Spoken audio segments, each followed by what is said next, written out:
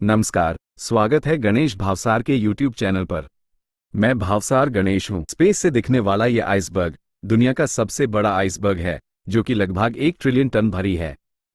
ये इंडिया के केरला स्टेट जितना बड़ा है या यूके के ग्रेटर लंदन से 2 गुना बड़ा है, और ये ब्रिटिश लैंड की तरफ तेजी से बढ़ रहा है।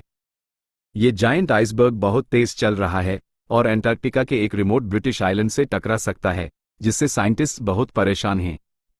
लेकिन ये क्यों हो रहा है और क्या ये आने वाली मुसीबतों का इशारा है? यहां पर रिपोर्ट है। क्या आपने कभी क्रैश कोर्स लिया है? चाहे जो भी हो, वो इस आइसबर्ग के क्रैश कोर्स के सामने कुछ भी नहीं है, क्योंकि ये A23A है, आइसबर्ग्स की रानी, धरती पर सबसे बड़ा आइसबर्ग और दुनिया के सबसे पुराने आइसबर्ग्स में से एक है। ये लगभग 4000 स्क्वायर किलोमीटर्स बड़ा है। अगर आप इंडिया में हो तो ये केरला जितना बड़ा है, और अगर आप यूनाइटेड स्टेट्स में हो तो ये रोडे आइलैंड जितना बड़ा है। और ये इतना बड़ा है कि ये स्पेस से भी दिखता है। लेकिन इस सब के बीच में इस आइसबर्ग ने कुछ बहुत बुरी खबर दी है। ये एक कलिजन कोर्स पर है। सोचो कि एक जायंट गेम ऑफ थ्रोन्स जैसा वॉल एक आइलैंड की तरफ बढ़ रहा है, क्योंकि बिल्कुल वैसा ही लग रहा है। ये ट्रिलियन टन वाला आइस का टुकड़ा साउथ जॉर्जिया की तरफ तेजी से बढ़ रहा है, जो कि एंटार्क्टिका का एक रिमोट आइलैंड है। ये ब्रिटिश टेरिटरी है और अभी के लिए वाइल्ड लाइफ का हेवन है। दोनों के बीच में लगभग 280 किलोमीटर्स की दूरी है, लेकिन आइसबर्ग इतनी तेज चल रहा है कि वो किसी भी दिन आइलैंड से टकरा सकता है और उससे टुकड़ों में तोड़ सकता है, जिसकी वजह से बहुत से पेंगुइन्स, सील्स और बर्ड्स मर सकते हैं।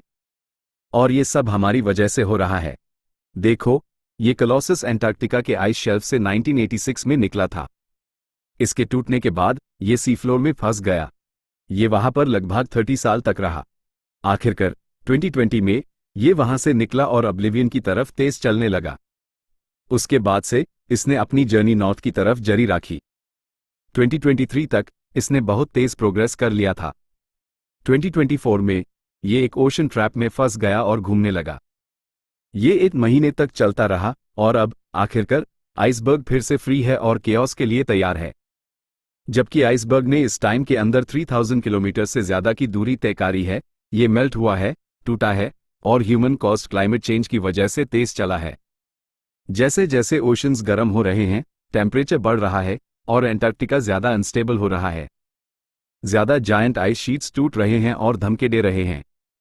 ये बिल्कुल वैसा ही है जैसा यहां पर वाइल्ड फायर की कहानी है।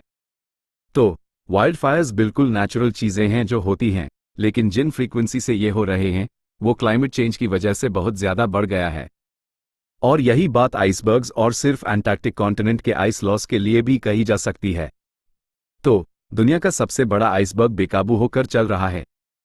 जो अभी हो रहा है वो उतना ही डरावना है जितना कि स्पेक्टेक्युलर है, और ये एक और प्रूफ है कि कैसे ह्यूमैनिटी खतरे में है। यदि आपको ऐसे वीडियो पसंद हैं तो कृपया अधिक सूचनात्मक वीडियो के लिए हमारे गणेश भावसार YouTube चैनल को सब्सक्राइब करें, और यदि आपको इसमें मूल्य मिले तो वीडियो को लाइक करें और कमेंट सेक्शन में अपनी राय देना न भूलें।